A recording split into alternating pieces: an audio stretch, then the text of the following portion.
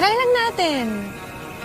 Tapos, if it doesn't work, then at least we tried. Kesa naman pag matanda na tayo, doon pa tayo mag-iisip na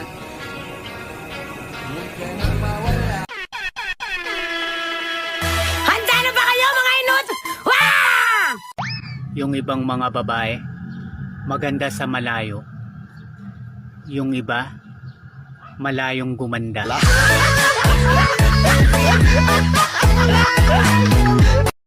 Kawawa naman ang babae, oh. Walang energy, nangihina, no? Kay walang pira. Ganyan talaga pag walang salapi. Ako yung problema. Kasi nasasaktan ako kahit hindi naman ako dapat nasasaktan. Sana kaya ko lang face yung sakit na naramdaman ko. Sana kaya ko lang sabihin sa'yo na The pressure increase or decrease? Yeah? Come again. Increases, I think. Yeah? Increases.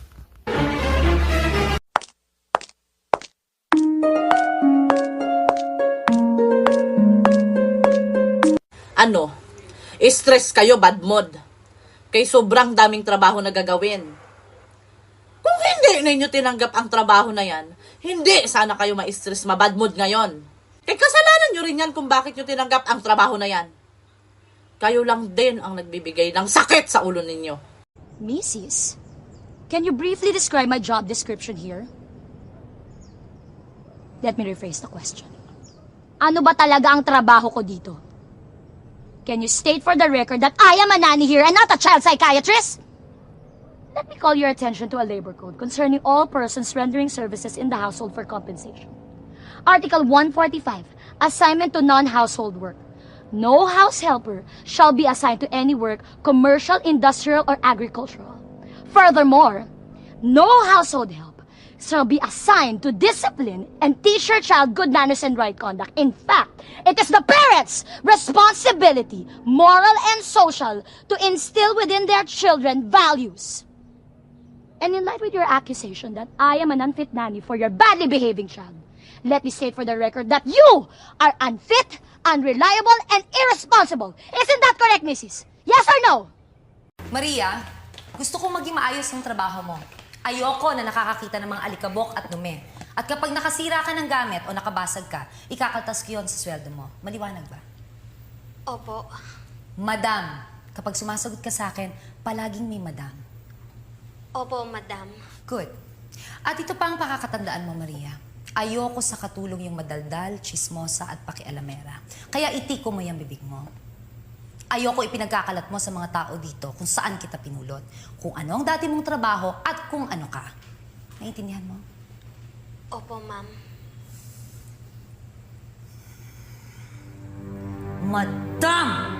Opo, madam. Excuse me, ma'am. You're meeting with the rental co- Madam!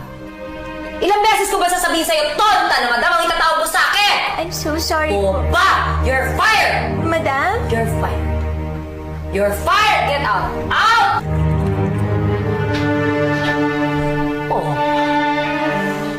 Ang hirap mo naman pasayahin. Oo, ayan tanong, na-try mo na ba? Nabigyan ako ng pera? O hindi pa naman pala eh. Ang hirap kasi sa hindi mo sinusubukan lahat para pasayahin ako. Puro ka naman banat lang ng banat ng kunaan. Magbigay ka ng pera para sumaya. Yun lang naman ang aking kasiyahan.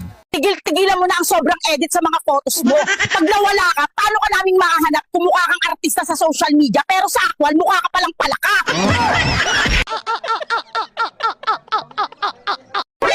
Yung humiling ka ng magandang babae, tapos napanood mo ko. Binago ka na ng pera. Paano naman ako babaguhin ng pera na yan? Ay di nga tumatagal sa kamay ko yan. Ginastos ko yan siya, hindi ako binago niyan. Saka kung babaguhin ako niyan, sa tingin nyo ganito ang itsura ko ngayon? Hindi, sana ay maganda na yan siya, hindi gantong sama. Kanina sa daan, may nakita akong plastic. Pupulutin ko sana. Kaso, naglakad. Kaya pala hindi tayo nagigising sa katotohanan. Kasi, palagi tayong puyat.